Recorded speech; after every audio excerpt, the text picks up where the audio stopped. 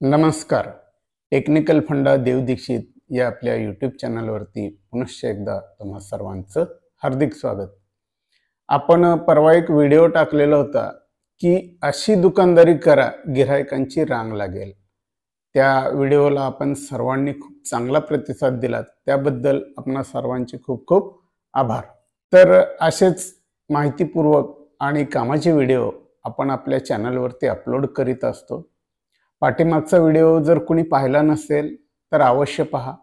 त्याची लिंक मी माझ्या डिस्क्रिप्शन बॉक्समध्ये देत आहे.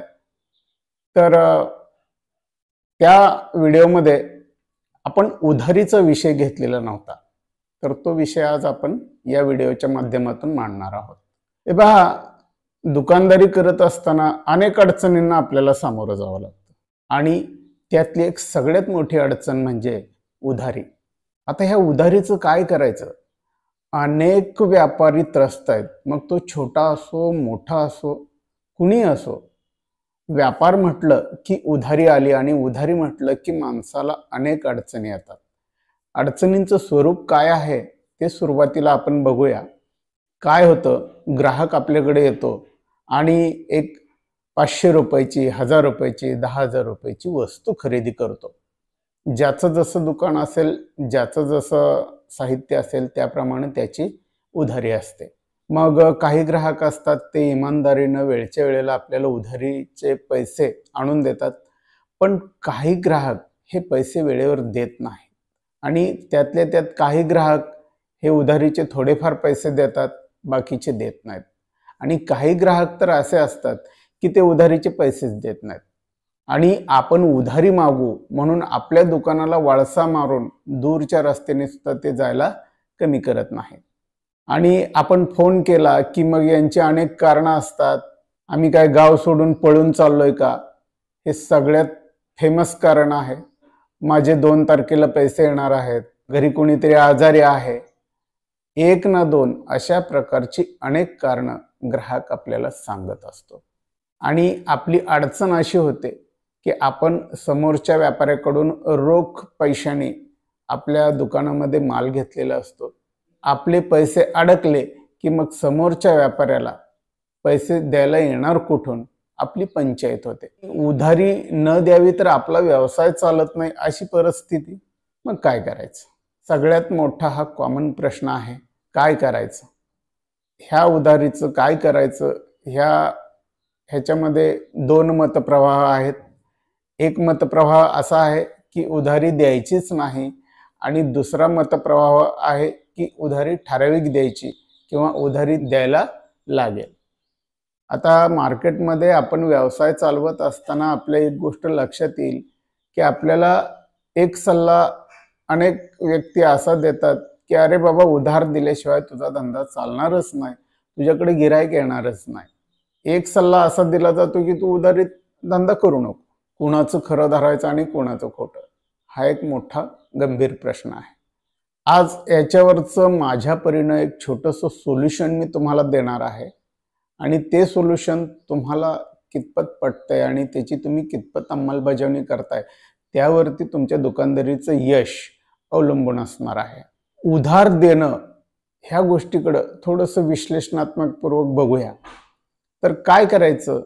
समजा आता एखाद्या ग्राहकानं तुमच्याकडं एक 500 रुपयाची किंवा 1000 रुपयाची वस्तू खरेदी केली आणि त्यामध्ये 800 रुपये त्यांनी रोख दिले 1000 रुपयाच्या खरेदीमध्ये आणि बाकीचे 200 उधारी त्यानं ठेवली.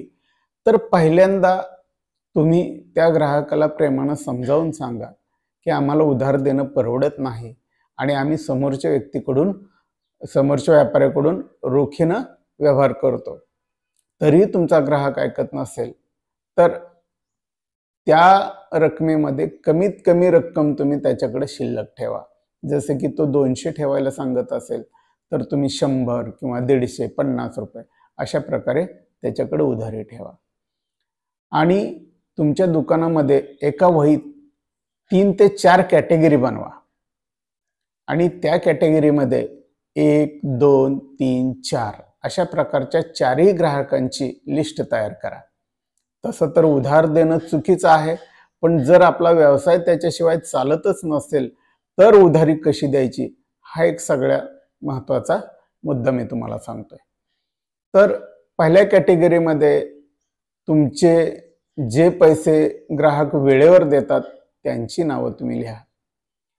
दुसऱ्या कॅटेगरीमध्ये जे ग्राहक तुम्हाला वेळेवर पैसे देत नाहीत, 2 ते 3 दिवस 4 दिवस मागं पुढं करतात, तर अशा ग्राहकांची नावं दुसऱ्या कॅटेगरीमध्ये लिहा। तिसऱ्या कॅटेगरीमध्ये जे लोक महिना 2 महिने लावतात आणि पैसे द्यायला टाळाटाळ करतात, असे ग्राहक तुमचे तिसऱ्या कॅटेगरीमध्ये येतील। आणि चौथी आणि लास्ट कॅटेगरी ही ब्लॅकलिस्ट असेल, की जे ग्राहक तुमच्याकडून उधार तर नेतील पण तुम्हाला पैसे रिटर्न देणारच नाहीत। असे भरपूर ग्राहक असतात, ते 1000 कारणं सांगतील, कारणांची त्यांची संख्या प्रचंड असेल पण 1 रुपयाही ते तुम्हाला रिटर्न देणार नाही। तर अशा ग्राहकांची चौथी यादी करा आणि त्या चौथ्या यादीतल्या ग्राहकांना तुम्ही कधीही उधार देऊ नका, 1 रुपयाचंही। आणि ते पैसे गेले गंगाजळी म्हणून सोडून द्या, त्याचा विषय जास्त तुम्ही डोक्यात धरू नका। त्याचं कारण असं की तो जर विषय तुम्ही डोक्यात धरून बसलात तर तुम्ही तुमची पुढची दुकानदारीची डेव्हलप करू शकणार नाही, तर तो विषय सोडून द्या। आता राहिले 3 कॅटेगरी। तर 3 नंबर कॅटेगरी मधल्या लोकांना तुम्ही एकदा दोनदा वॉर्निंग द्या आणि त्यांनाही उधार अत्यंत कमीत कमी द्या। त्याच्यानंतर 2 नंबर कॅटेगरीचे जे लोक आहेत त्यांना तुम्ही कधी कधी उधार दिलं तरी चालेल आणि त्यांना सांगा की उधारी तुम्ही वेळेत द्यायला हवी। आणि पहिल्या कॅटेगरीतले जे लोक आहेत, तुम्हाला जसं योग्य वाटेल, तुम्हाला जसं सुटेबल होईल तसं त्यांना तुम्ही उधार दिलं तरी हरकत नाही। अशा प्रकारे छोट्याशा गोष्टीतून तुम्ही सोल्युशन काढू शकता। आणि उधार कितपत द्यायचं हा पण एक महत्त्वाचा मुद्दा आहे। जर समजा 500 रुपयाची गोष्ट तुम्ही विकली, 500 रुपयाची एखादी वस्तू विकली, त्याच्यामध्ये तुम्हाला 100 रुपये मिळतात असं गृहीत धरूया, 100 मधून 50 रुपयाचा प्रॉफिट घेऊन 50 रुपयाची उधारी तुम्ही ठेवू शकता। तर अशा प्रकारे जर तुम्ही उधारी ग्राहकांना योग्य प्रकारे दिलीत तर तुमच्या व्यवसायाची भरभराट नक्की होऊ शकते। पण एक गोष्ट लक्षात घ्या, जितकं तुम्हाला उधार देणं टाळता येईल तेवढं तुम्ही टाळण्याचा प्रयत्न करा। ग्राहकांना तुम्ही प्रेमानं समजावून सांगा की अरे बाबा, तू जेवढं उधार ठेवशील तेवढं तुझ्या डोक्यावर ओझं असणार आहे, तुला आमचे 10 फोन घ्यायला लागणार आहेत, कशाला नसती झंझट करतोस, तू उधार ठेवूच नकोस। आता मला एक तुम्हाला आणखी उदाहरण सांगायचं आहे। एसटी मध्ये ज्या वेळेला आपण प्रवास करतो, समजा आपल्याला सोलापूरहून पुण्याला जायचंय, 500 रुपये तिकीट आहे, आपण कधी कंडक्टरला म्हणतो का 450 रुपये घे आणि 50 रुपये राहू दे, उधार देतो 2-3 दिवसांनी? तो लगेच तुम्हाला गाडीतून खाली उतरा म्हणेल, तुमची लायकी संपली। पेट्रोल पंपावर ज्या वेळेला तुम्ही मोटरसायकल कार घेऊन जाता त्यावेळेला पेट्रोल ज्या वेळेला भरता त्यावेळेला एक 300-400 रुपयाचं जर तुम्ही पेट्रोल भरलं तर त्याला म्हणता का की माझ्याकडे हे अर्धेच पैसे आहेत, तेवढे घे, मी तुला 4 दिवसांनी पैसे देतो? तो म्हणाल भरलेले पेट्रोल सुद्धा देऊन जा।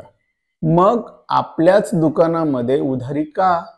हा एक स्वतःच्या मनाला प्रश्न विचारा। उधारी देत असताना अडचणी अशा येणारच आहेत, तर त्याला तुम्ही थोडंसं विचारानं, एक कल्पकतेनं थोडीशी कलटणी द्यायला शिका। जे लोक उधार तुमच्याकडून मागतायत किंवा घेतायत त्यांची उधारी परत करण्याची क्षमता आहे का, त्यांचा इन्कम सोर्स तसा आहे का, हे पण तुम्ही तपासा। आणि तुमची उधारी जर मोठ्या प्रमाणात गिराईक करत असेल तर त्याच्याकडून तुम्ही ॲडव्हान्स चेक लिहून घेऊ शकता। हे चेकचा फायदा असा होईल की जेव्हा तो ग्राहक तुमची उधारी बुडवण्याचा प्रयत्न करेल, तुम्ही कोर्टामध्ये क्लेम करू शकाल। हा उधारीच्या बाबतीतला व्हिडिओ आहे। माझ्या अनुभवावरून हा व्हिडिओ मी बनवलेला आहे, कोणाचं बघून किंवा कोणाचं काही ऐकून असं काही नाहीये। जी सध्या सामाजिक सत्य परिस्थिती आहे तीच मी तुमच्या समोर मांडलेली आहे आणि इथून पुढं अशाच प्रकारचे नवनवीन उपयोगी व्हिडिओ मी तुमच्यासाठी घेऊन येत राहणार आहे। हा व्हिडिओ तुम्हाला कसा वाटला कमेंटमध्ये आम्हाला जरूर लिहा। व्हिडिओ आवडला तर नक्की सर्वांना शेअर करा, कारण तुमच्यासोबतच तुमच्याही ओळखीच्या लोकांचा या व्हिडिओमुळे फायदा होऊ शकतो। तर खुश रहा, हॅपी रहा। धन्यवाद।